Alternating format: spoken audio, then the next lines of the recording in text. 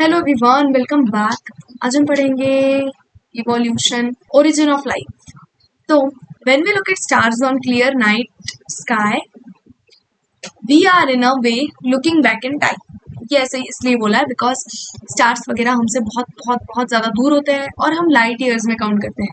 मतलब वहाँ की लाइट यहाँ तक आने में कितना टाइम लगेगा। अब मैंने यहाँ पे भी एक लाइट लगा रखा है, तो ये लाइट मुझ तक आने में कुछ देर नहीं लग रही है। I can see it, but stars बहुत बहुत ज़्यादा दूर होते हैं, उनको आने में लाइट ईयर्स लगते हैं। तो जब हम कोई स्टार देख रहे होते हैं वो वहां पे प्रेजेंट ही नहीं होता है। जो भी हम स्टार अभी देख रहे हैं, इट्स नॉट प्रेजेंट देयर, वो कब का मूव कर गया है। लाइट अभी हमारे इधर पहुंच रही, इसलिए वी कैन सी इट। इसलिए ये बोल रहे हैं कि हम we are looking back in time. Stellar distances are measured in light years.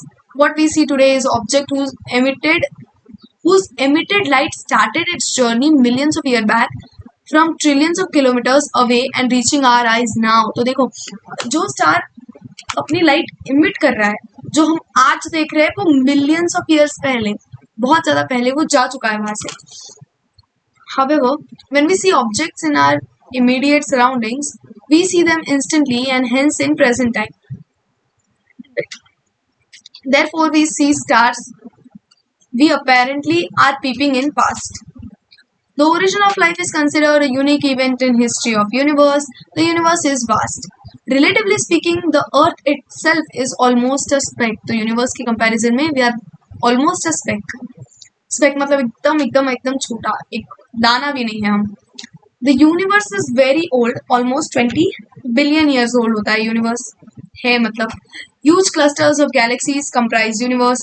Galaxies contain stars and clouds of gas and dust. Considering the size of universe, Earth is indeed a speck. कितनी बार बोलेंगे ये? The Big Bang theory attempts to explain us origin of universe। तो big bang theory से explain किया गया है कि universe कैसे ओरिजिन हुआ था। ऐसे बोलते हैं, एक सिंगुलैरिटी होती है, एक सिंगुलैरिटी थी जो बर्स्ट कर गई और फिर ये सारे प्लैनेट्स एंड ऑल बने। ऐसा बिग बैंग थ्योरी के हिसाब से। It talks on a singular huge explosion unimaginable in physical terms. We can't even imagine, इतना ज़्यादा बड़ा था वो। The universe expanded and hence the temperature came down. Hydrogen and helium formed sometime later. तो देखो, बाद में हाइड्रोजन और हीलियम बने, बहुत ज़्यादा बड़ा एक्सप्लोजन हुआ, टेम्परेचर बहुत ज़्यादा था। The gases condensed under gravitation and formed galaxies of present day universe। तो ऐसे ग्रेविटेशन की वजह से गैलेक्सीज बनी। In the solar system of milky way galaxy, मतलब हमारी earth was suppose to have been form about 4.5 billion years back. There was no atmosphere on early earth. Water vapour, methane, carbon dioxide and ammonia release from molten mass covered the surface. जब volcanic eruptions हुए तो gases release हुई थी। देखो कौन सी ये gases important है, okay, याद रखना। वाटर, मीथेन, ये गैसेस बहुत ज़्यादा इंपॉर्टेंट है, याद रखो। The UV rays from sun broke up water into, अभी देखो H2O है, H2O को ब्रेक करके H2 प्लस O2 बना लिया यूवी रेज ने। फिर बाद में ये जो H2 है ये तो स्केप कर गया, मतलब ये उड़ गया सपोज, और ये जो O2 है इसने अमोनिया के साथ और भी CH4 के साथ अलग अलग मिलके कंपाउंड्स बनाए इन्होंने। फिर oxygen combined with ammonia and methane to form water, CO2 and other compounds. तो ozone layer was formed. As it cooled, the water vapour fell as rain to fill all the depressions and form oceans. Life appeared 500 million years after formation of Earth, almost 4 billion years back. अभी ध्यान से सुनो, universe कब बना हमारा? Universe बना 20 billion years पहले। फिर बना अर्थ, EARTH, अर्थ बना 4.5 बिलियन ईयर्स पहले। और लाइफ बनी अर्थ बनने के 500 मिलियन साल बाद। अर्थ बन गया 4.5 बिलियन ईयर्स अगो, लाइफ बनी अर्थ बनने के 500 मिलियन साल बाद, तो वो हो गया 4 बिलियन। 4 बिलियन साल पहले हमारी लाइफ बनी थी अर्थ पे। Then, did life come from outer space?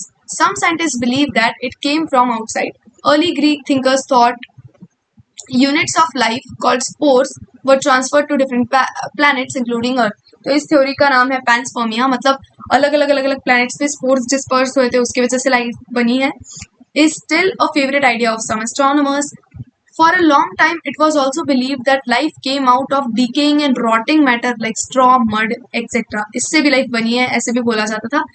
This was the theory of spontaneous generation. लेकिन Louis Pasteur, by careful experimentation, demonstrated that life comes only from pre-existing life. इसने बता दिया कि ऐसा कुछ नहीं होता, pre-existing life से ही आती है life. He showed that in pre-sterilized flasks, life did not come from killed yeast. While in another flask open to air, new living organisms arose from killed yeast. तो इसने ये वाला एक्सपेरिमेंट किया था, 2 flask लिए, एक को ढक दिया, एक को नहीं ढका, और ऐसे बताया कि जो खुला फ्लास्क था उसमें लाइफ बन गई. Spontaneous generation theory was dismissed once and for all. However, this did not answer how first life form came on earth. इसका आंसर नहीं है हमारे पास. मतलब बहुत सारी थ्योरीज है, बट एग्जैक्ट किसे पता. Oparin of Russia and Haldane of England proposed that first form of life could have come from pre-existing non-living organic molecules, जैसे RNA, प्रोटीन, इससे लाइफ बनी है, और ये बहुत ज़्यादा एक्सेप्टेड थ्योरी है.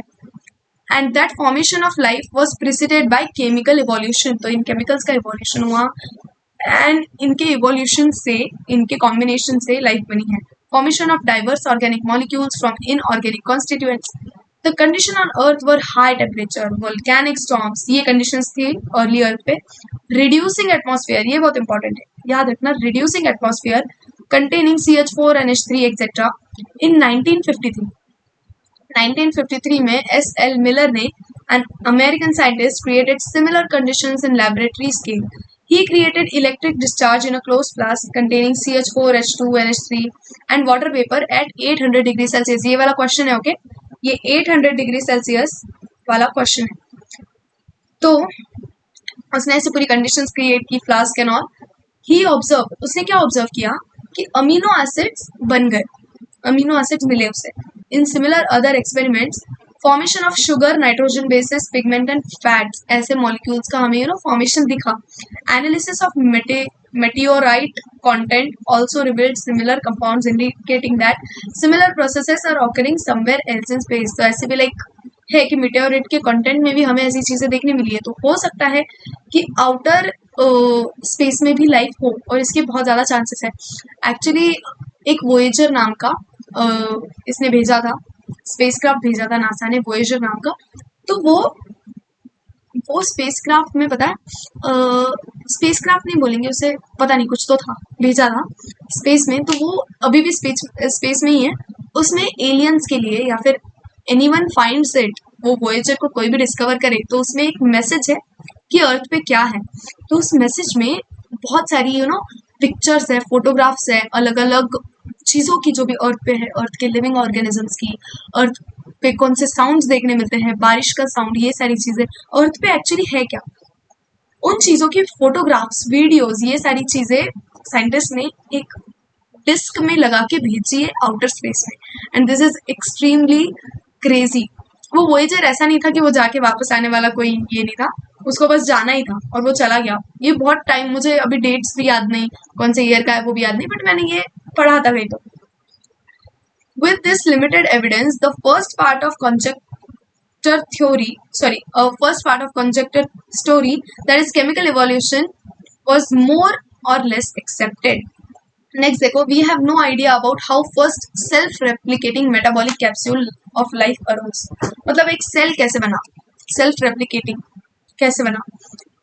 The first non-cellular forms of life could have originated 3 billion years back. अभी देखो, हमने वहाँ पे अपनी लिस्ट बनाई थी, यहाँ पे लिस्ट में ये भी ऐड करो कि नॉन सेल्यूलर लाइफ 3 बिलियन साल पहले, नॉन सेल्यूलर, ओके, 3 बिलियन साल पहले. They would have been giant molecules, RNA, protein, polysaccharides. These capsules reproduce their molecules maybe. The first cellular form of life did not possibly originate till 2000 million years ago. मतलब ये क्या हो गया, 2 billion. तो यहाँ पे लिखो सेल्यूलर लाइफ कब आई, सेल्यूलर, मेरी हैंडराइटिंग बहुत गंदी है, 2 बिलियन. अभी ये पूरा आपको लर्न चाहिए, ओके, बाय हार्ट.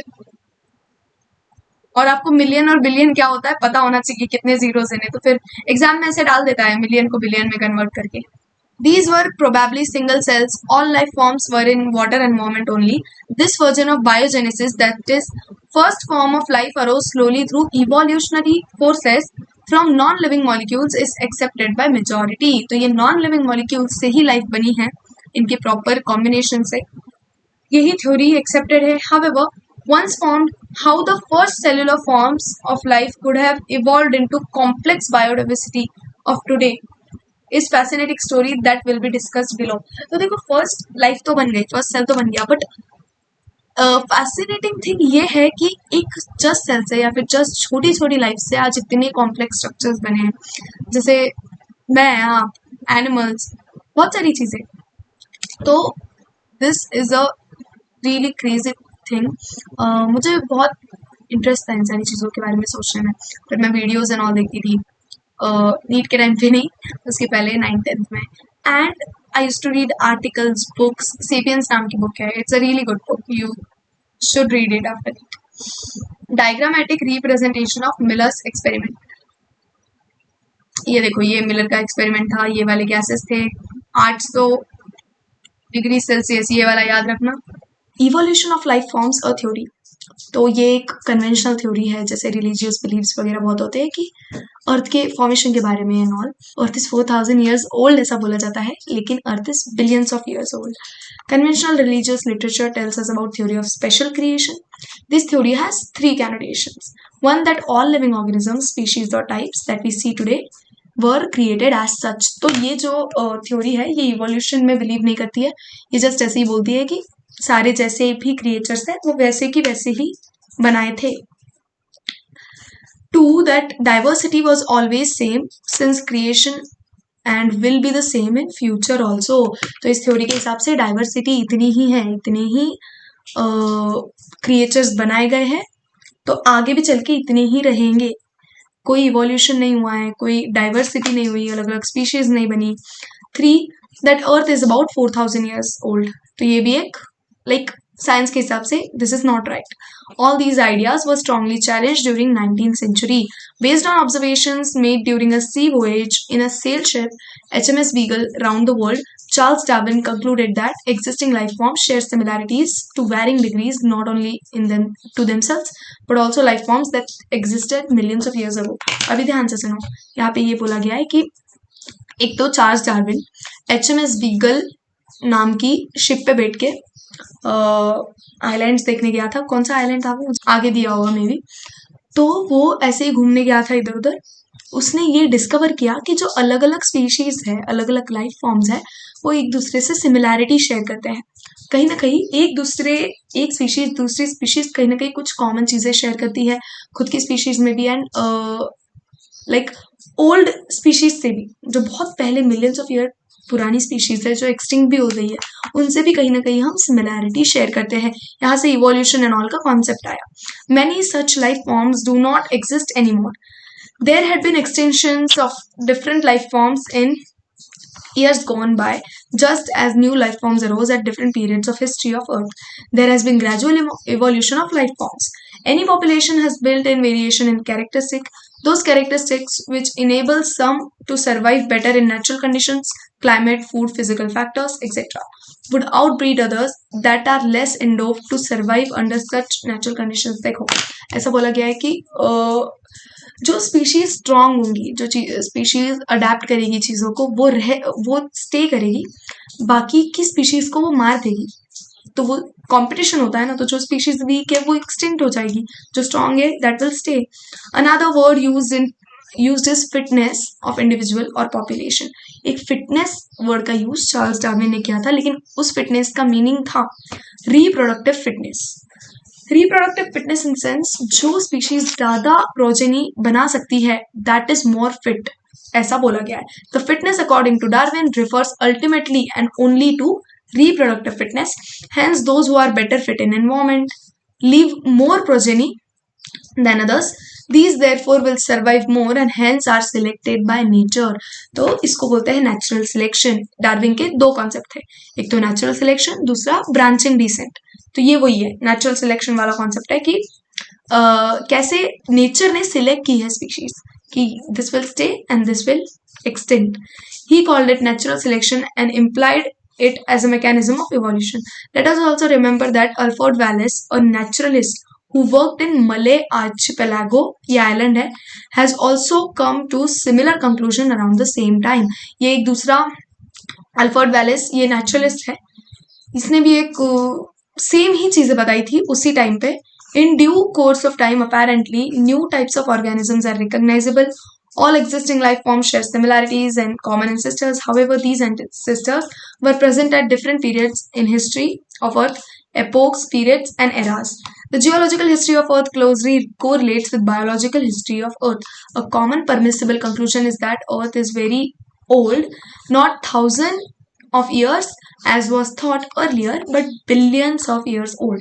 तो यहाँ पे ये बोला गया है कि अर्थ सिर्फ हजारों साल पुराना नहीं है, ये लाखों बिलियंस साल ओल्ड है हमारा अर्थ. What are evidences for evolution? Proof क्या है? Evidence that evolution of life forms has indeed taken place on Earth come from many quarters. Fossils and remains of hard parts of life forms found in rocks. जैसे हड्डियां मिलती है, जो भी fossils मिल रहे हैं हमें, फॉसिल्स में फॉसिल्स इन द सेंस जो भी पुरानी चीजें मिल रही है, it's not only about bones but footprints हो सकते हैं, कोई और बॉडी पार्ट हो सकता है, कुछ भी हो सकता है. Rocks form sediments and cross-section of Earth's crust indicates rearrangement of sediments one over other during long history of Earth. जैसे देखो, अर्थ जैसे जैसे ओल्डर होता है, एज अ प्रोसेस सेडिमेंट्स बनते हैं, एक लेयर्स बनती है, एक के ऊपर एक, एक के ऊपर एक.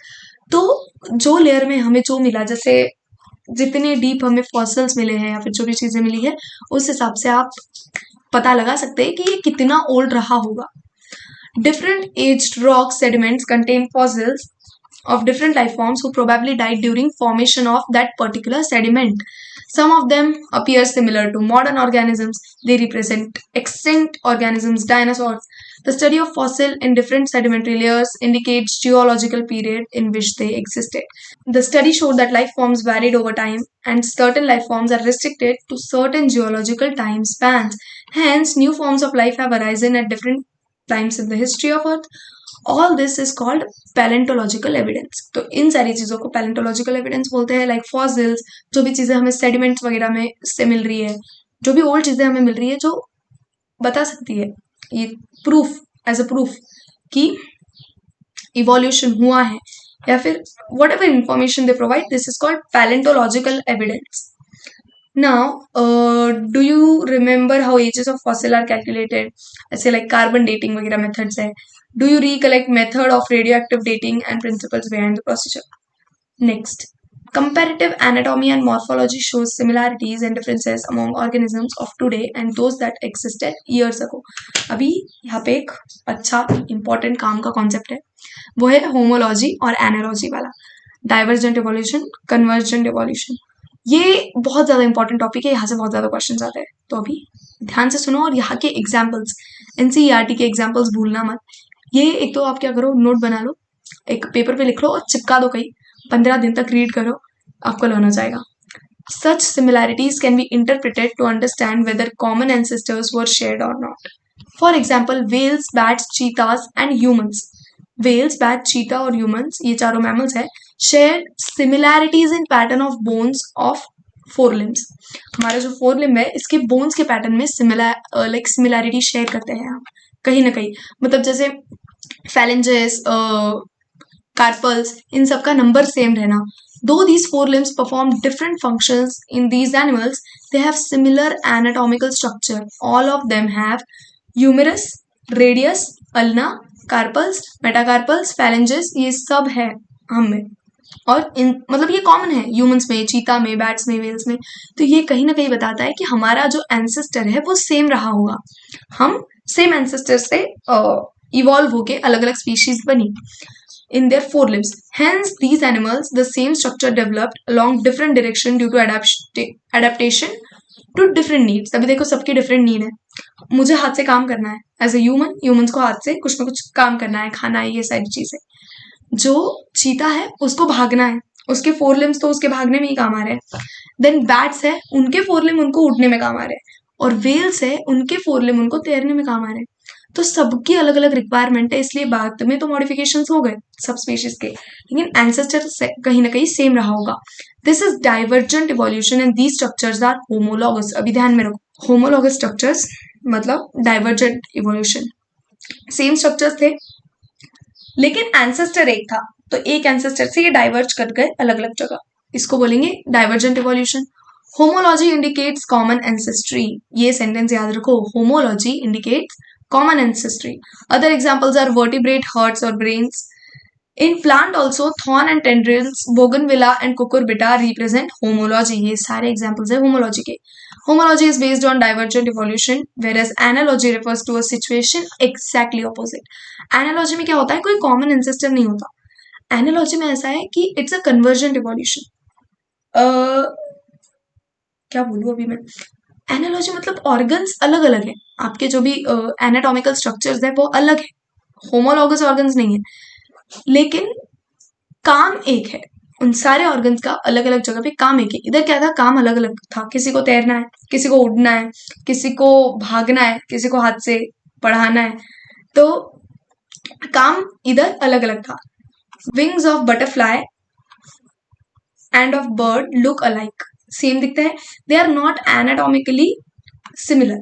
एनाटॉमिकली सिमिलर नहीं है, वो अंदर से उनके जो स्ट्रक्चर है वो अलग है, स्टिल वो परफॉर्म सिमिलर फंक्शंस, उड़ने के काम आते हैं. Hence analogous structures are result of convergent evolution. Bird और बटरफ्लाई के विंग्स सेम है, सॉरी सेम नहीं है, बट सिमिलर फंक्शन कर रहे हैं वो, anatomically they are not same. Different structures evolving for same function and hence having similarity. Other examples of analogy are eye of octopus and of mammals, of flippers, of penguins and dolphins. ये तो इतनी बार मुझे question में देखने मिलता था. One can say that it is the similar habitat that has resulted in selection of similar adaptive features in different groups of organisms, but towards same function. Sweet potato root modification and potato stem modification is another example of analogy. देखो analogy में अभी आप यहीं पे learn कर लो, homology, divergent evolution, analogy, convergent evolution. Examples भी याद रखना, होमोलॉजी के एग्जाम्पल्स थे अपना फोर लिम्ब वाला एग्जाम्पल, फिर हर्ट और ब्रेन वाला एग्जाम्पल, बोगनविला कुकुरबिटा वाला एग्जाम्पल. एनालॉजी के एग्जाम्पल्स ये सारे यही दे रखे हैं. एक तो वो विंग वाला example, then flippers and penguins and dolphins and sweet potato. In the same line of argument, similarities in proteins and genes performing given functions among diverse organisms gives clue to common ancestry. Proteins, genes, जो internal हमारे जो chemicals है, वो सारी चीजें भी information देती है कि हमारा इवोल्यूशन कैसे हुआ है, हमारे ancestors कौन रह चुके होंगे. These biochemical similarities point to the same shared ancestry as structural similarities among diverse organisms. Man has bred selected plants and animals for agriculture, horticulture, sport or security. Man has domesticated many wild animals and crops. This intensive breeding program has created breeds that differ from other breeds. अभी देखो ये जो पूरा paragraph है ना, इसका significance ही हमें nature क्या है ये एक्सप्लेन करने के लिए दिया है कि if man can do this things, अभी रिसेंटली मैन को तो अभी दिमाग आया है तो man can do this things in very short period of time, Y nature क्यों नहीं कर सकता. जैसे इवोल्यूशन हम बोलते हैं, ब्रीड करना, जो हायर लेवल की ब्रीड है वो सिलेक्ट हो जाएगी, जो बाकी की स्पीशीज है वो मे बी एक्सटिंक्ट हो जाएगी, मे बी उसकी पॉपुलेशन कम रह जाएगी. ये सारी चीजें नेचर क्यों नहीं कर सकता है मिलियंस ऑफ ईयर्स में, तो वही लिखा है यहाँ पे. This intensive breeding program has created breeds that differ from other breeds, but still are of the same group. हमने भी artificially breeds बनाई हैं जो exist नहीं करती थी. It is argued that if within hundreds of years man could have created new breeds, could not nature have done the same over millions of years? Another interesting observation supporting evolution by natural selection comes from England. तो ये moths वाला example है, यहाँ से भी question आता है. देखो, in collection of moths made in 1850 before industrialization set in, it was observed that there were more white-winged moths on trees than dark-winged moths, Millennites moths. देखो, I will explain you पहले, then आप read करोगे तो आपको समझ जाएगा. क्या हुआ था, बिफोर इंडस्ट्रियलाइजेशन पॉल्यूशन नहीं था तो ट्रीज पे लाइकिंग की लेयर होती थी. ओके, ट्रीज पे लाइकेंस की लेयर होती थी तो ट्रीज व्हाइट व्हाइट दिखते थे। उस व्हाइट व्हाइट ट्रीज पे जो व्हाइट मॉथ्स रहते थे वो छुप जाते थे, तो वो प्रेडेटर्स से बच जाते थे, जिसको कैमोफ्लेग करना बोलते हैं। और ये सेम क्वेश्चन आया था कि कैमोफ्लेग का मीनिंग क्या है, इसको कैमोफ्लेग बोलते हैं। तो वो व्हाइट मॉथ्स छुप जाते थे और ब्लैक मॉथ्स टारगेट हो जाते थे, तो व्हाइट मॉथ्स की पॉपुलेशन बढ़ गई। बट आफ्टर इंडस्ट्रियलाइजेशन पॉल्यूशन बढ़ गया और lichens can't grow in pollution. Lichens की ये प्रॉपर्टी ही है और ये भी क्वेश्चन है। तो lichens can't grow in pollution. तो जैसे इंडस्ट्रियलाइजेशन हुआ वो पूरी व्हाइट लेयर हट गई, लाइकन्स ग्रो नहीं कर रहे थे, अभी ट्री डार्क दिख रहा था। तो जो डार्क मॉथ्स थे वो कैमोफ्लेग हो जा रहे थे और व्हाइट मॉथ्स प्रेडेटर से बच नहीं पा रहे थे, मतलब व्हाइट मॉथ्स मर रहे थे ज्यादा। तो इसलिए यही बोला गया है यहाँ पे, देखो रीड करते हैं अभी। However, in this collection carried out by same area after industrialization in 1920, there were more dark wing moths in the same area. बाद में हमने देखा तो dark wing moths हमको ज्यादा देखने मिले, just because of industrialization. ये dark wing moths खुद को camouflage कर पा रहे थे. The proportion was reversed. The explanation put forth for this observation was that predators will spot a moth against a contrasting background, right? During post-industrialization period, the tree trunks became dark due to industrial smoke and soot. Under this condition, the white-winged moth did not survive due to predators. Dark-winged moths or melanized moths survived. Before industrialization set in, thick growth of white-colored lichen covered the trees. In that background, the white-winged moth survived, but the dark-winged moth were picked out by predators. Do you know that lichens can be used as industrial pollution indicators? Lichens को use किया जाता है ऐसे because they will not grow in area that are polluted. ये बहुत important statement है, okay? Hence, moths that were able to camouflage themselves, that is, hide in the background, survived. This understanding is supported by fact that in the area where industrialization did not occur, in rural areas, the count of melanic moths was low. जो dark moths थे गांव की तरफ वो कम थे rural area में। Urban area में जहाँ पे इंडस्ट्रियलाइजेशन हो गया वहां पे डार्क विंग मॉथ ज्यादा हो गए, because now they can camouflage in that suits और डस्ट की लेयर जो चढ़ चुकी है ट्रीज पे वहां पे। This showed that in a mixed population, those that can better adapt and survive and increase the population size. Remember that no variant is completely wiped out. ये चीज भी important है, एक भी variant completely wipe out नहीं हुआ था, मतलब extinct नहीं हुआ था। ये ऐसे statement वाले question में ऐसी चीजें आ सकती है आपको, तो ये याद रखा करो। And फोटो कहाँ गई, ये देखो, ये बिफोर इंडस्ट्रियलाइजेशन है, ये आफ्टर इंडस्ट्रियलाइजेशन है। तो ये छुप जा रहा है यहाँ पे, ये छुप रहा है, इन्होंने कलर भी ढंग का नहीं दिया है, पूरा व्हाइट किया है यहाँ पे। Similarly, excess use of herbicides, pesticides, etc. has only resulted in selection of resistant varieties in much less time scale. तो हम भी ये पेस्टिसाइड्स हर्बिसाइड्स की मदद से देखो रेजिस्टेंट वैरायटीज का सिलेक्शन हो जाता है जो रेजिस्ट कर पाती है इन सारी चीजों को। This is also true for microbes against which we employ antibiotics और ड्रग्स अगेंस्ट यूकैरियोटिक ऑर्गेनिजम्स और सेल्स। उसमें भी ये सेम चीजें, जो भी अडेप्ट कर लेगी जो भी species, it will survive. Hence, resistant organism cells are appearing in time scale of months or years and not centuries. These are examples of evolution by anthropogenic action. मतलब humans के actions की वजह से evolution होना, इसको बोलते हैं anthropogenic action. This also tells us that evolution is not a directed process in the sense of determinism. ये कोई डायरेक्टेड प्रोसेस नहीं है, इसको कोई डायरेक्शन नहीं है, ये कहीं भी इवोल्यूशन कैसे कोई भी डायरेक्शन में हो सकता है। It is a stochastic process based on chance events in nature and chance mutation in organisms. Chance events और चांस म्यूटेशन पे ये डिपेंड करता है। अभी देखो एंथ्रोपोजेनिक एक्शन से भी हमने भी इवोल्यूशन करा दिया कहीं थोड़ी सी हद तक, हमने भी वो स्पीशीज सिलेक्ट कर ली जो हमारे काम की है या फिर जो रेजिस्टेंट है, जो स्ट्रॉन्ग है। फिर एंथ्रोपोजेनिक एक्शन से हो गया, देन म्यूटेशन से, अगर एक random mutation can change many things, random mutation से भी इवोल्यूशन होता है, तो इसलिए इसको बोला गया है कि chance events in nature and chance mutation in organisms.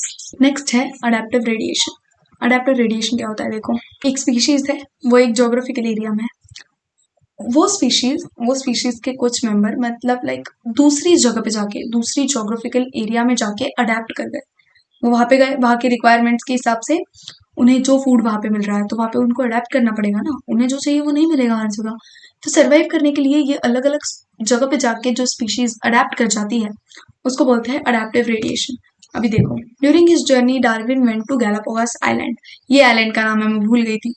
There he observed an amazing diversity of creatures of particular interest, small black birds later called Darwin's finches amazed him. इसको Darwin's finches बुलाते हैं हम। He realized that there were many varieties of finches in the same island. Same island में हमें अलग अलग varieties मिल रही है finches की। उनके beaks में difference होता था। जो original थी वो seed eating थी, मतलब वो seed खाती थी, लेकिन इससे ही अलग अलग जगह पे जाके वो adapt कर गई कुछ और खाने में। कोई insect खा रही है अभी, कोई plants खा रही है, कोई cactus खा रही है, ऐसा कुछ भी। All the varieties, he conjectured, evolved on island itself. From original seed-eating features, many other forms with altered beaks arose, enabling them to become insectivorous and vegetarian finches. This process of evolution This process of evolution of different species in given geographical area, starting from one point and literally radiating to other areas of geography habitats, is called adaptive radiation. तो एक habitat से, एक geographical area से अलग geographical area में जाके adapt कर जाना, इसको बोलते हैं adaptive radiation. Darwin's finches represent one of the best examples of this phenomenon. इस पे question आया था. Another example is Australian marsupials. Australian marsupials में भी adaptive radiation ऐसे बताया कि ये है Australian marsupials और ये है Eutherian mammals. तो ये अभी ऐसे ऐसे ऐसे ऐसे ये अडेप्टिव रेडिएशन का डायग्राम है कि एक प्लेस से अलग अलग हैबिटेट्स में जाके अलग अलग लाइफ फॉर्म्स में इवॉल्व हो जाना, इसको बोलते हैं अडेप्टिव रेडिएशन। तो यहाँ पे मार्सुपियल्स एंड यूथेरियन मैमल्स, अभी स्पेलिंग नहीं आती है मुझे तो मैं मैमल्स लिख रही हूँ सर, मैमल्स। ये मैमल्स भी समझ आना नहीं है क्योंकि हैंड राइटिंग इतनी गंदी है, बट तो ये भी ऐसे इनका भी अडेप्टिव रेडिएशन हुआ, जैसे मैंने बोला, एक्सप्लेन किया मैंने क्या है। तो मार्सुपियल्स का हुआ, मैमल्स का भी हुआ, यूथेरियन मैमल्स का। तो वो एक कॉमन एरिया में यहाँ पे ये जो कॉमन एरिया में लाई करने वाली स्पीशीज थी, ये हो गया इन स्पीशीज के लिए convergent evolution.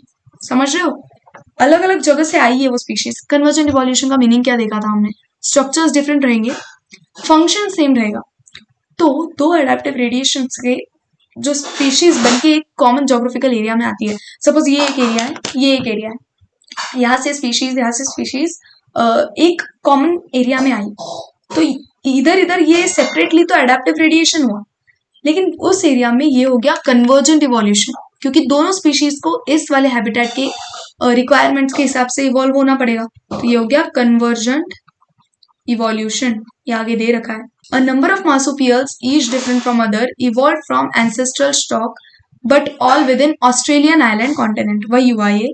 When more than one adaptive radiation appeared to have occurred in an isolated geographical area representing different habitats, one can call this convergent evolution. मैंने वही बोला, one can call this convergent evolution. दो adaptive radiation से मिलके बनता है ये finches देख लो डार्विन की, यहाँ पे ऐसी बीक है, यहाँ पे ऐसी है, डिफरेंट काइंड ऑफ बीक्स। ये मार्सुपियल्स है, एडेप्टिव रेडिएशंस ऑफ मार्सुपियल्स। और प्लासेंटल मैमल्स, और इसके लिए अलग वर्ड था वो यूथेरियन मैमल्स, वो तो मुझे प्रोनाउंस भी नहीं करना आ रहा है, बट ठीक है। Placental mammals in Australia also exhibit adaptive radiation in evolving into varieties of such placental mammals. So each of wait, मुझे कुछ भी नहीं समझा। Placental mammals in Australia also exhibit adaptive radiation in evolving into varieties of such placental mammals, each of which appears to be similar to corresponding marsupial. अच्छा, वो table के बारे में बोला है, ओके। ये जो टेबल है ये उसका लाइक करस्पॉन्डिंग है। देखो, ये है प्लासेंटल मैमल्स, ये है Australian marsupials. Mole marsupial mole, anteater numbat anteater, ये है mouse marsupial mouse, lemur spotted cuscus, ये कहीं तो भी पूछा गया था, लीमर स्पॉटेड कस्कस वाला। Then flying squirrel, flying phalanger, bobcat, Tasmanian tiger cat, wolf, Tasmanian wolf. तो ये तो टॉपिक हो गया हमारा।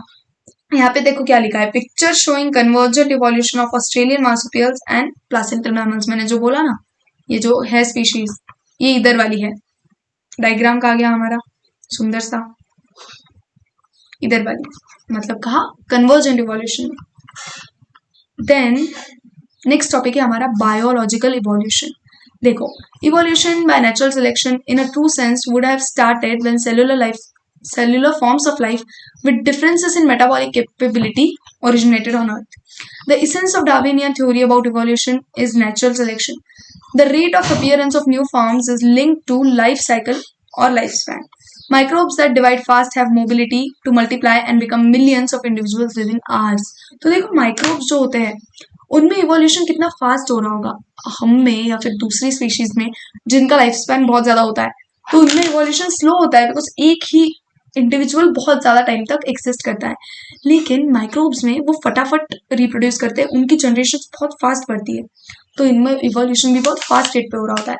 A colony of bacteria say A growing on a given medium has built-in variation in terms of ability to utilize a feed component. Okay, a change in medium composition will bring out only that part of population, say B, that can survive under new conditions. तो जो new conditions हमने दी उसमें भी जो survive करेंगी वो B में आएंगी. देखो, in due course of time this variant population outgrows the others and appears as new species. तो ये बाकियों को डिस्ट्रॉय कर देंगे and now this is a new species in itself. This would happen within days.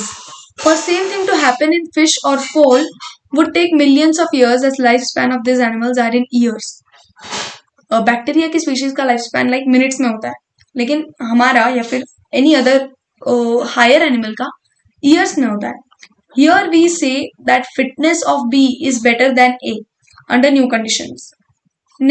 Nature selects for fitness. One must remember that so-called fitness is based on characteristics which are inherited. Hence, they must be genetic basis. तो ये जो fitness है इसका भी एक genetic basis होता है for getting selected to evolve. जो like adapt करने की भी capacity है वो भी. Another way of saying the same thing is that some organisms are better adapted to survive in otherwise hostile environment. Adaptive ability is inherited. यही बोला मैंने. It has genetic basis. Fitness is the end result of ability to adapt and get selected by nature. Branching descent and natural selection are two key components of Darwinian theory of evolution. तो देखो, branching descent तो वही है कि एक common ancestry है ना अलग अलग ऑर्गेनिजम्स की, अलग अलग स्पीशीज की. और नेचुरल सिलेक्शन हमने देखा कि नेचर सिलेक्ट करता है बेटर स्पीशीज को या फिर बेटर इन्वायरमेंट में जो लाइक बेटर जो अडेप्ट कर लिया उसका नेचुरल सिलेक्शन होता है.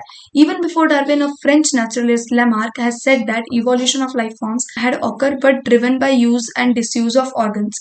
ओके, तो इसने use and disuse of organ बोला था कि जिराफ की गर्दन इसलिए लंबी हो गई because he was trying to get the food.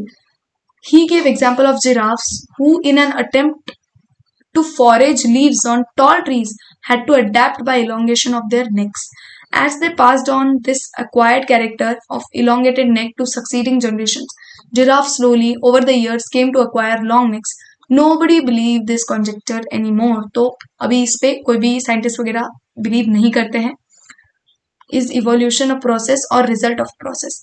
The world we see in animate and animate is the only success stories of evolution, right? When we describe the story of this world, we describe evolution as a process. ये एक process है या फिर एक ये result है, ये हमें नहीं पता. But on the other hand, when we describe the story of life on earth, we treat evolution as a consequence of process called natural selection. Natural selection का ये consequence है. We are still not very clear whether to regard evolution as natural selection, evolution and natural selection as process or end result of unknown process. Next, it is possible that work of Thomas Malthus on populations influenced Darwin. Natural selection is based on certain observations which are factual. For example, natural resources are limited, populations are stable in size and accept seasonal fluctuations. Members of population vary in characteristic. In fact, no individuals are alike. Even though they look superficially similar, most of the variations are inherited. तो देखो, यहाँ पे यही बोला गया है कि natural selection के प्रूफ्स नहीं बोल सकते, बट हाँ सपोर्ट करने वाली चीजें कौन सी है कि रिसोर्सेस हमारे पास लिमिटेड है. स्पीशीज के पास भी जो भी उनका फूड एंड ऑल है, कुछ भी हो सकता है, food, shelter, place to live और ऐसा कुछ, तो वो लिमिटेड है रिसोर्सेस. तो इसलिए स्पीशीज में कंपटीशन होती ही है एंड नेचुरल सिलेक्शन होता है. the fact that theoretically population size will grow exponentially if everybody reproduced maximally. अगर सब उतना reproduce कर पाते तो हर एक species की population उतनी होती थी. This fact can be seen in a growing bacterial population, as the fact that population sizes in reality are limited means that there had been competition for resources. ये तो पक्का है. Only some survived and grew at the cost of others that could not flourish. The novelty and brilliant insight of Darwin was this. He asserted that variations which are heritable and which make resource utilization better for few adapted to habitat better will enable only those to reproduce and leave more progeny. इसका simple सरल सा मतलब ये है कि जो भी adapt कर जाएगा, जो भी एडजस्ट कर लेगा, जो भी कितनी भी हार्श कंडीशन में इट विल बी ओके, वो ज्यादा प्रोजेनी लीव करेगा और जो ज्यादा प्रोजेनी लीव करेगा उसकी स्पीशीज फ्लरिश कर जाएगी. Hence for period of time over many generations survivors will leave more progeny and there would be change in population characteristic and hence new forms appear to arise. मेरा pen ऐसा अजीब सा क्यों चल रहा है पता नहीं आज. मैकेनिज्म ऑफ इवोल्यूशन देखो, रीड करने के पहले मैं आपको बताती हूँ. एक तो है डार्विन और दूसरा है यूगो डी वैरिस. तो डार्विन के हिसाब से जो इवोल्यूशन है वो एक स्लो प्रोसेस है, वो एक डायरेक्शनल प्रोसेस है. ये क्वेश्चन आने वाला है, ओके ध्यान से सुनो. वो एक स्लो प्रोसेस है और वो एक डायरेक्शनल प्रोसेस है. यूगो डी वैरिस के हिसाब से evolution is a random process and it's a quick process by mutation. Hugo de Vries ने म्यूटेशन वाली चीज बताई थी और उसने बताया था कि सिंगल स्टेप, क्या बोला था उसने, सिंगल स्टेप लार्ज म्यूटेशन. तो इसको सैल्टेशन बुलाते हैं. सैल्टेशन वाली थ्योरी किसने दी थी? यूगो डी वैरिस ने. What is the origin of this variation and how does speciation occur? अलग species कैसे बनती है? Even though Mendel had talked of inheritance factors influencing phenotype, Darwin either ignored these observations or kept silence. उस time पे Darwin ने क्यों नहीं ध्यान दिया पता नहीं. In the first decade of 20th century, Hugo de Vares, based on his work on evening primos, ये भी याद रखना किस पे काम किया था, brought forth the idea of mutations, large difference arising suddenly in a population. तो इसने म्यूटेशन का आइडिया दिया था. ही believe that it is mutation which causes evolution and not minor variations, जिसके बारे में डार्विन ने बात की थी कि माइनर वेरिएशन से इवोल्यूशन होता है. यूगो डी वैरिस का पूरा ऑपोजिट बिलीफ था, फट से म्यूटेशन होगा और आगे इवोल्यूशन होगा, ऐसा इसका बोलना था. Mutations are random and directional less while Darwinian variations are small and directional. ये सेंटेंस अपने दिमाग में बैठा लो, this is a important one. Mutations are random and directional less, while Darwinian variations are small and directional, okay? Evolution of Darwin was gradual, while D. Varis believed mutation caused speciation and hence called. Studies in population genetics later brought out some clarity. Next है हमारा Hardy-Weinberg principal, Hardy-Weinberg equilibrium. तो देखो, Hardy-Weinberg equilibrium ये होता है कि जो एक जनरेशन में अलील की फ्रीक्वेंसी है वो ही उसके नेक्स्ट जनरेशन में है. अभी आपको ये समझ नहीं आ रहा होगा. देखो, एक पॉपुलेशन होती है. पॉपुलेशन मीन्स जो भी पीपल एक दूसरे के साथ ब्रीड करते हैं एक आइसोलेटेड एरिया में, उसको एक पॉपुलेशन हम कंसिडर कर सकते हैं. तो ये है एक पॉपुलेशन. इसमें सपोज 50 लोग हैं. 50 लोगों की हमने पॉपुलेशन ली. इसमें अभी एक इंसान में 2 अलील्स होते हैं. कोई भी जीन का हम कोई भी कैरेक्टर ले ले, 2 अलील्स होंगे, एक मम्मी से आए वाला, एक पापा से आए वाला. हर एक इंसान में अगर 2 अलील्स है तो 50 लोगों में कितने अलील्स होंगे? एक हम कैरेक्टर ले लेते हैं, जैसे हेयर कलर हम ले लेते हैं ब्राउन नहीं, ब्लॉन्ड मुझे बहुत पसंद है ये, इसलिए स्पेलिंग नहीं आ रही है, पसंद बहुत है. Blonde and ginger, okay, Ed Sheeran. Okay, तो ब्लॉन्ड हमारा डोमिनेंट है और जिंजर रिसेसिव है, तो इसको जी नहीं, स्मॉल बी. नाउ सब में 2 अलील्स है, तो इसमें कितने अलील्स होंगे? 50 लोगों में 2 मिला के 100 alleles. We have got 100 alleles for 1 character. जैसे हमने ये वाला हेयर कलर का कैरेक्टर ले लिया, सब में 2 अलील्स है हेयर कलर के लिए, तो 50 लोगों में 100 अलील्स हो गए। तो सपोज हमने एक लाइक जीन पूल ले लिया जिसमें हमारे 100 अलील्स है। इन 100 में से अभी सपोज ये वाला है बी के लिए और ये वाला है स्मॉल बी के लिए। अभी अलग अलग भी हो सकता है, दोनों कैपिटल बी भी हो सकते हैं, दोनों स्मॉल बी भी हो सकते हैं। इन सारे 100 अलील्स में से यहाँ पे सपोज हमारे पास है 60 capital B and 40 small B. 60 capital B है और 40 स्मॉल बी है, मतलब इसका रेशो क्या हो गया? इसका रेशो आ जाएगा 3:2। 3:2 आ गया रेशो। इसको बोलते हैं फ्रीक्वेंसी। कैपिटल बी की फ्रीक्वेंसी है, ये स्मॉल बी की फ्रीक्वेंसी है। हर 3 कैपिटल बी के लिए 2 स्मॉल बी प्रेजेंट है, राइट। नाउ यहाँ ऐसे होता है, सपोज मुझे ना कैपिटल बी की फ्रीक्वेंसी रिप्रेजेंट करनी है तो मैं पी से करूंगी। हार्डी-विनबर्ग इक्विलिब्रियम में हम ऐसे रिप्रेजेंट करते हैं, और जो भी रिसेसिव वाला जीन है उसकी हम क्यू से करते हैं, right. P plus q, camera में मत आना, p plus q is equals to 1। तो पी प्लस क्यू एक हमने ऐसे, जो भी जिन्होंने भी ये बनाया है हार्डी-विनबर्ग ने, उन्होंने ऐसा कंसिडर किया 1, तो हम भी 1 ही मानेंगे। We won't argue over this. तो देखो अभी p प्लस क्यू 1 है, तो 3:2 को हम p प्लस क्यू में कैसे रिप्रेजेंट करेंगे? हमें ऐसे पॉइंट में नंबर्स चाहिए यहाँ पे जिसकी टोटल 1 हो। पॉइंट में नंबर्स कौन से होते हैं? देखो 0.1 प्लस 0.9 हो सकता है, 0.2 प्लस 0.8 हो सकता है, 0.3 प्लस 0.7 हो सकता है, 0.4 प्लस 0.6 हो सकता है, और 0.5 प्लस 0.5 हो सकता है, राइट। ये 2 ही कॉम्बिनेशंस बनेंगे। अभी इन कॉम्बिनेशंस में से किसका रेशो 3:2 है? देखो किसका रेशो 3:2 दिख रहा है। इसका 1:9 ही आएगा, इसका 1:4 आएगा, इसका आएगा 3:7, इसका क्या आएगा 4:6, 2:3, मतलब वही इसका आ जाएगा हमारा 3:2, इसका तो 1:1 आएगा। तो 3:2 हमारा 0.4 प्लस 0.6 का रेशो आ रहा है, तो जो हमारा पी हो जाएगा 0.4, वेट ये आपको क्रॉस दिख रहा है, 0.6:0.4। देखो 0.6:0.4 मतलब 3:2 का ही रेशो है, राइट।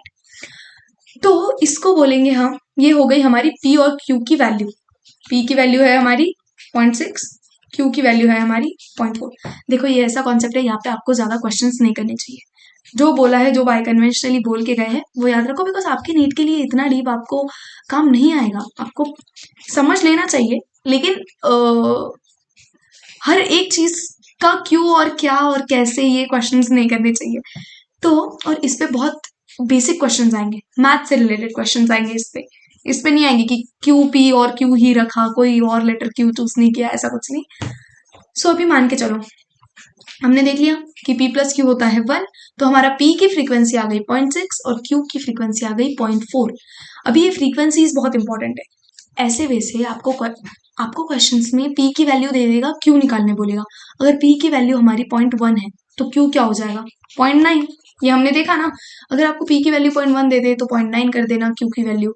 आपको ऐसे वैल्यू निकालने बोलेगा और उसके आगे आपको बोलेगा कि फ्रीक्वेंसीज वगैरह निकालने बोलेगा। मैं आपको कराऊंगी क्वेश्चंस भी, क्वेश्चंस इन द सेंस कैसे फाइंड करते हैं, वो आगे का एक इक्वेशन भी बताना है।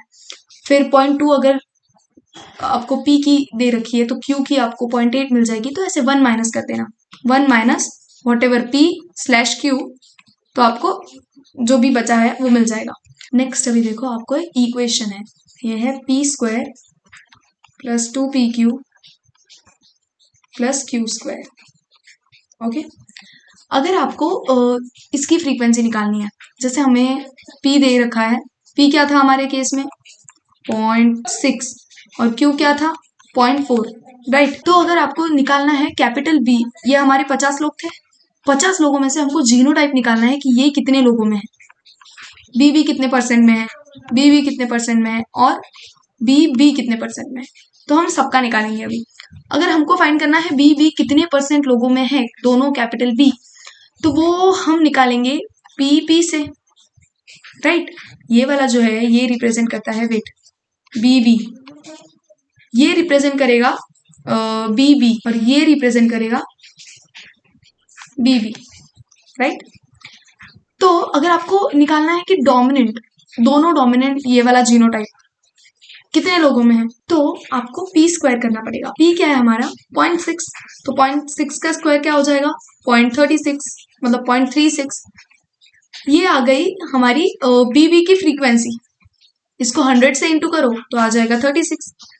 तो 36% लोगों में ये वाला जीनोटाइप है, हमने निकाल लिया। ऐसे ही क्वेश्चन आएंगे आपको। फिर जो दोनों स्मॉल बी है, ये निकालने के लिए हमें करना पड़ेगा 0.4 स्क्वायर, क्योंकि क्यू स्क्वायर बोला है यहाँ पे 0.4 स्क्वायर, तो 0.4 का स्क्वायर हो जाएगा 0.16। तो हमारा कितना परसेंट आ जाएगा, इसको 100 से इंटू कर दो परसेंट निकालने के लिए, तो ये आ जाएगा 16%, राइट। अभी इसको तो 100 से माइनस करके भी निकाल सकते हो आप, बिकॉज ये जो इक्वेशन का टोटल होता है ये 1 होता है, क्योंकि यहाँ पे सारा पॉइंट में है ना। अभी पी स्क्वायर क्या आता था हमारा 0.36, यहाँ पे मैं लिख रही हूँ 0.36। 2pq क्या आएगा हमारा, 2pq अभी तक हमने निकाला नहीं है, बट ये वाला देखते हैं। 2pq हमारा आ जाएगा देखो 0.48, राइट, और ये आ जाएगा 0.16। तो पॉइंट में ये सब ये ऐसे आ रहे हैं, तो इज इक्वल्स टू इसका टोटल 1 होता है।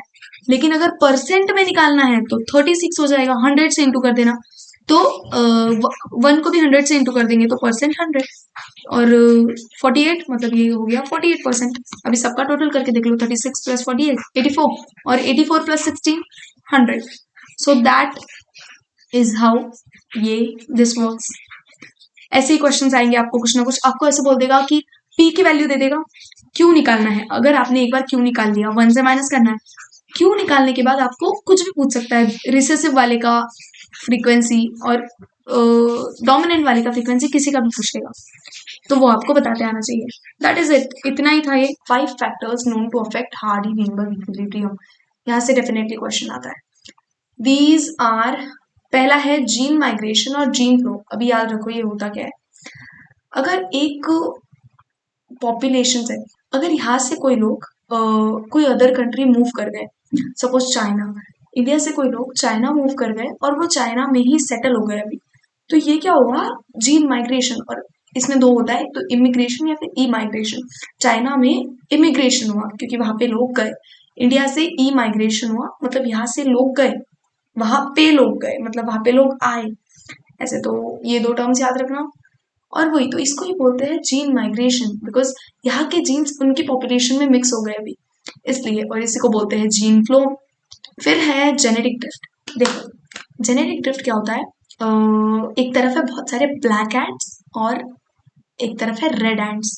ओके, अभी ऐसा कुछ हुआ कि जहाँ पे ब्लैक एंड्स रहती थी वहां पे एक एक्सप्लोजन हो गया, मतलब वो साथ में ही रहते थे सब लोग, बट वहां पे एक एक्सप्लोजन हो गया और ब्लैक एंड्स मर गई। बहुत सारी ब्लैक एंड्स की पॉपुलेशन कम हो गई, जिसके पास ब्लैक वाला जीन था, ओके, उसकी पॉपुलेशन कम हो गई। तो अभी मोस्टली रेड एंट वाली पॉपुलेशन है, रेड वाला जीन है।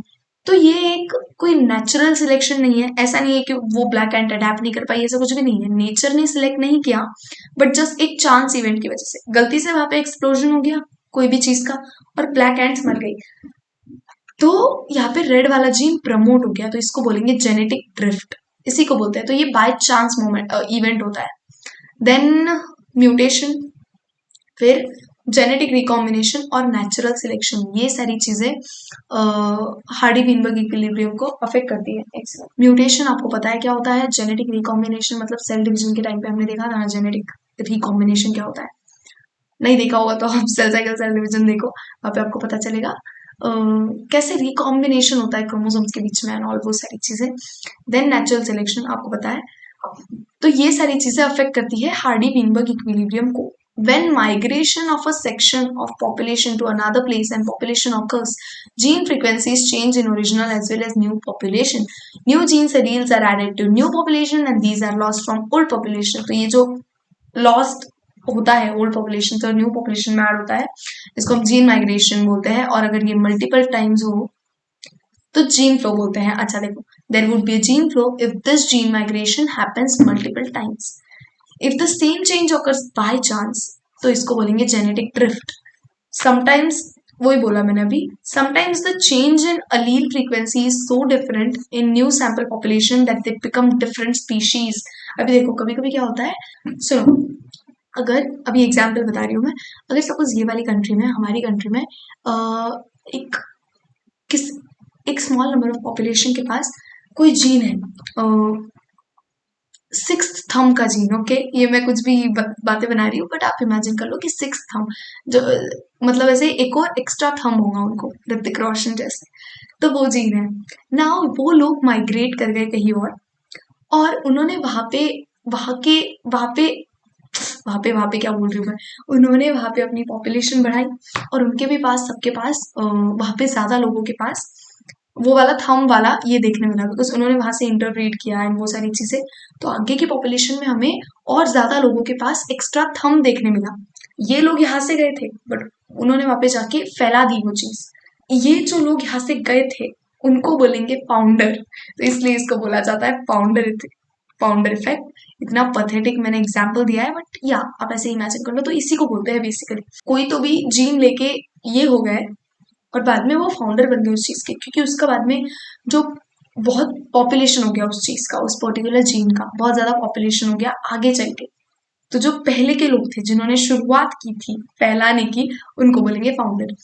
The original drifted population becomes founder and effect is called founder effect. तो जो लोग हमारे छठे अंगूठे वाले जीन वाले जो गए थे वो फाउंडर थे। Microbial experiment show that pre existing adventitious mutations, पहले से एग्जिस्ट करने वाले जो एडवेंटिजियस म्यूटेशंस है जो काम के हैं, when selected will result in observation of new phenotype। अगर उन्हें हम सिलेक्ट कर लिया जाए तो न्यू फिनोटाइप, मतलब अगर ऑब्वियसली कुछ म्यूटेशन होगा तो अलग सा फिनोटाइप बन के आएगा, तो न्यू फिनोटाइप बनेगा। Over few generation this would result in speciation. ऐसा बहुत जनरेशन पे होता गया तो एक अलग सी स्पीशीज बन के आएगी।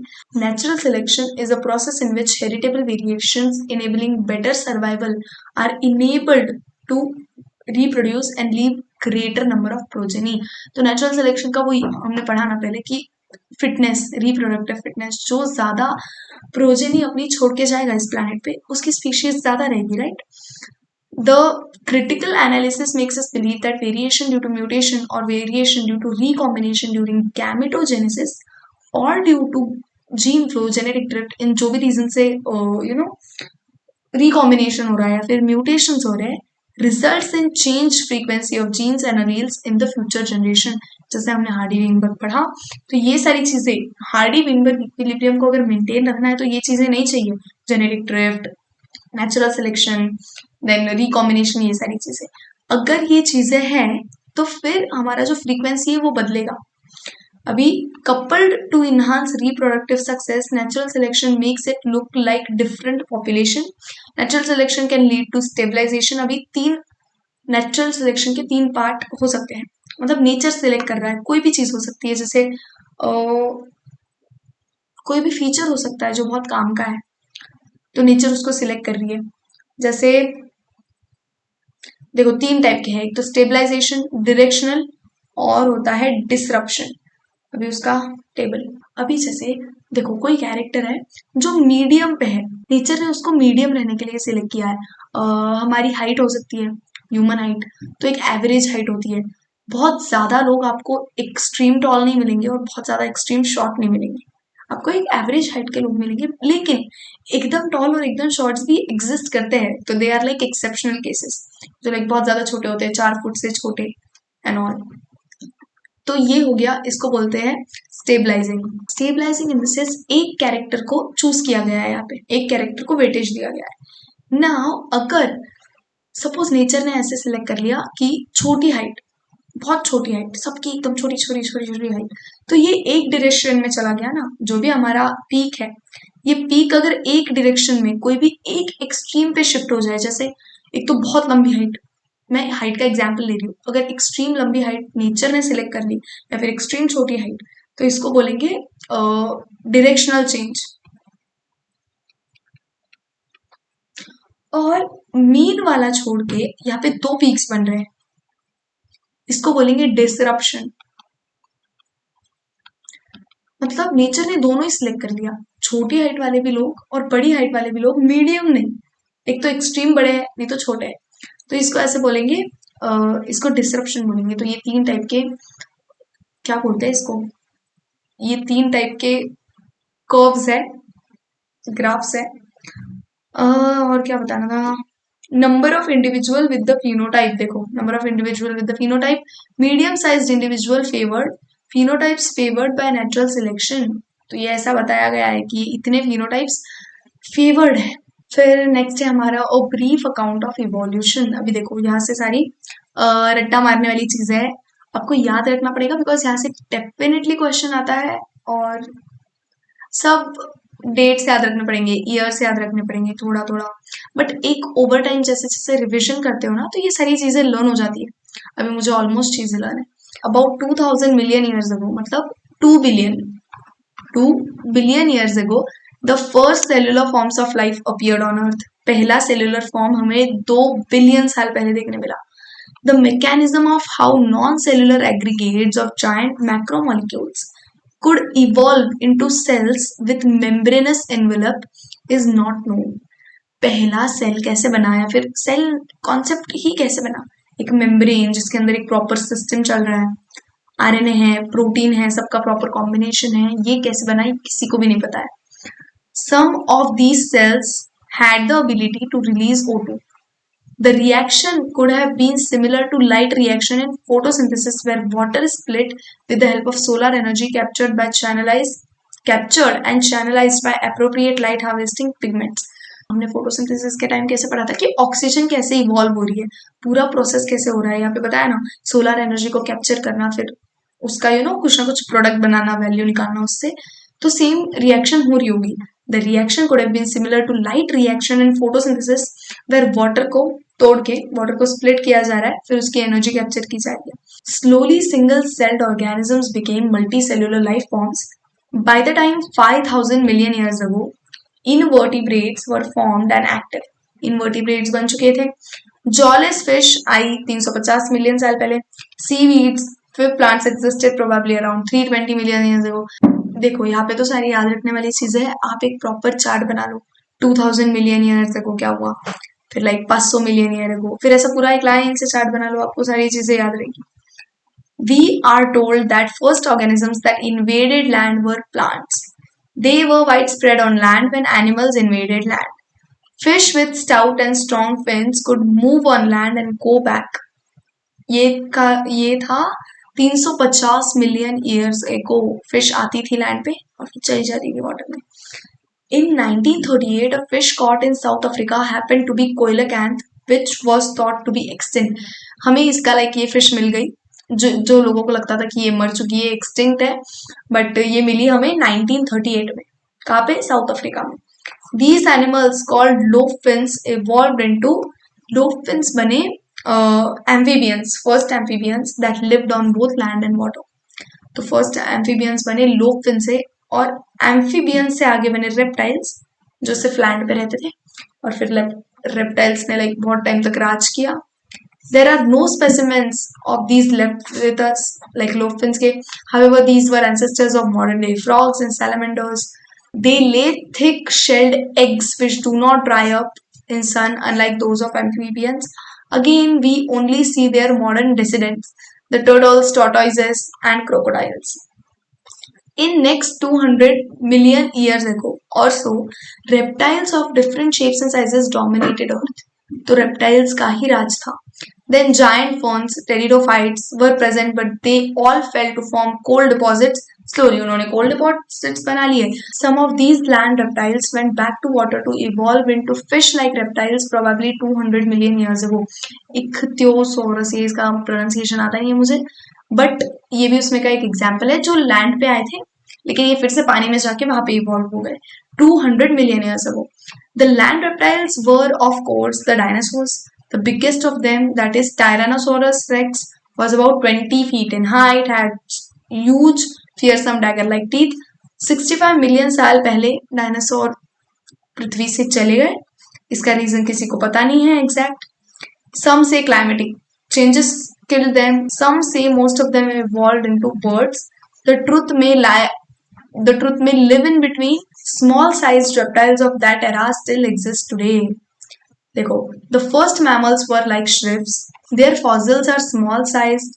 Mammals were viviparous and unprotected.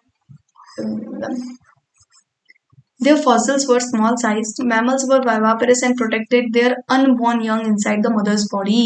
तो मदर की बॉडी में ही रहता था, उसके बाद भी मदर की ब्रेस्ट मिल्क पे फीड होता है बेबी, इसी को मैमल्स बोलते हैं. मैमरी ग्लैंड का प्रेजेंट होना और वाइवापेरस रहना, मतलब बेबी को खुद बर्थ देना एग के थ्रू नहीं. Mammals were more intelligent in sensing and avoiding danger at least.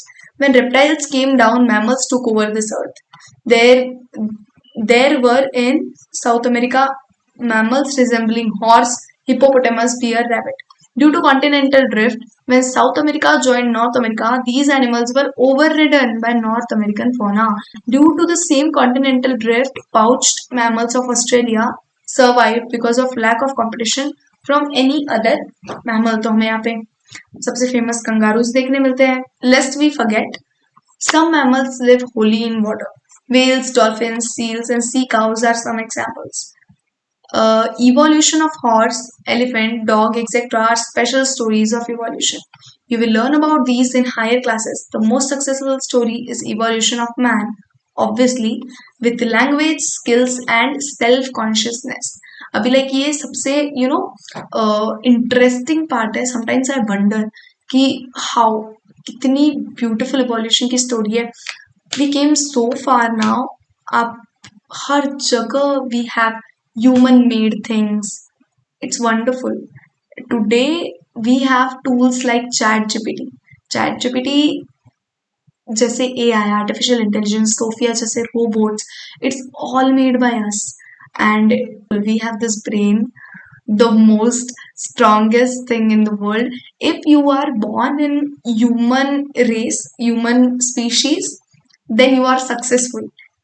आप ऑब्वियसली सक्सेसफुल हो. इतनी सारी स्पीशीज में से अगर आप एक ह्यूमन बॉर्न हुए हो तो इट्स लाइक प्राउड थिंग. सबसे स्मार्ट दिमाग है आपके पास एंड सारी चीजें, एवरीथिंग इन दिस वर्ल्ड इस छोटे से दिमाग ने किया है. इतनी ब्यूटीफुल ब्यूटीफुल चीजें हैं. हम वी रीच्ड मार्स, मून, कहाँ कहाँ नहीं जा रहा human. 1969 was the year when first time went on moon. आज तक 12 लोग जाके आ चुके हैं. It's a big deal. Moon पे जाके आना, जब लाइक बहुत सालों पहले तक तो ये जस्ट एक ड्रीम काइंड ऑफ थिंग थी कि वहां पे कौन जाएगा. It was like unrealistic thing. Human can fly, human can swim, human can do everything. So that is the super power we have. And when I see like people worry, people suffering, struggling, मुझे ऐसा लगता है कि the best thing we have is we are born in human. We are born as human.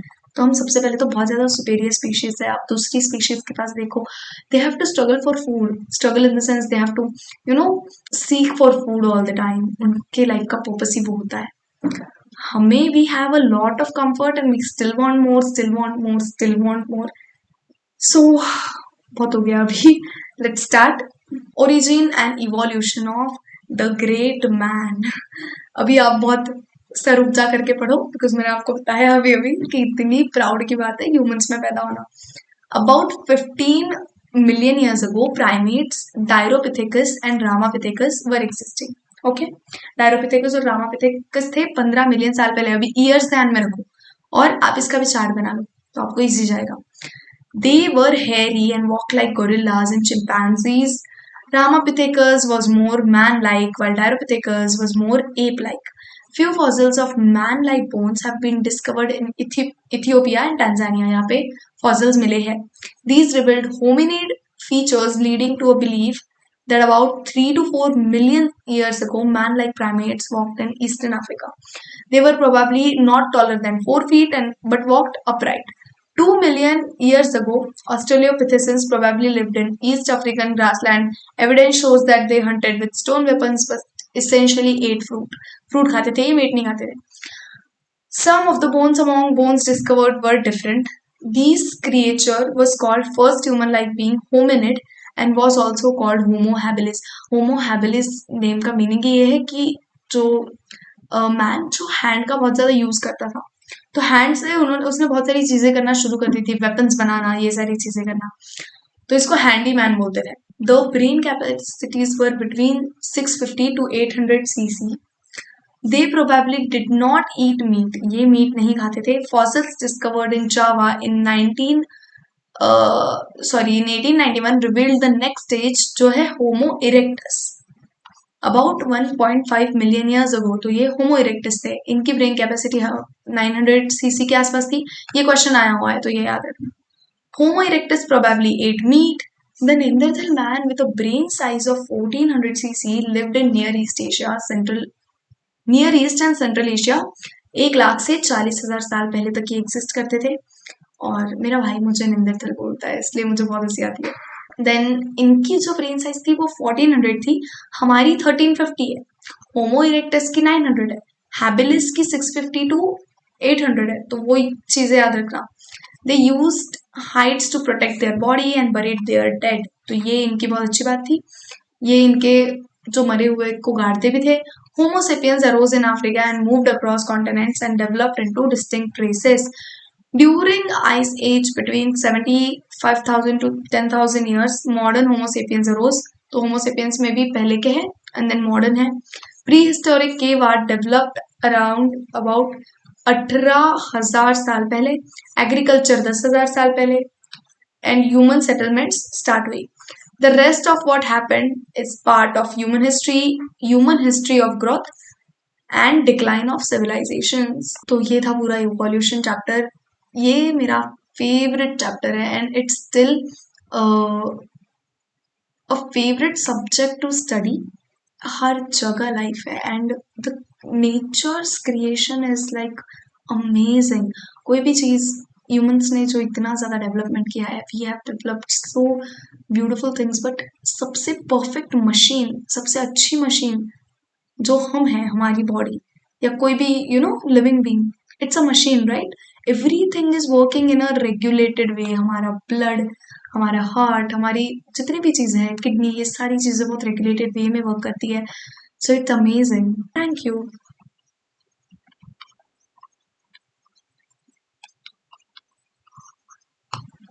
Bye bye.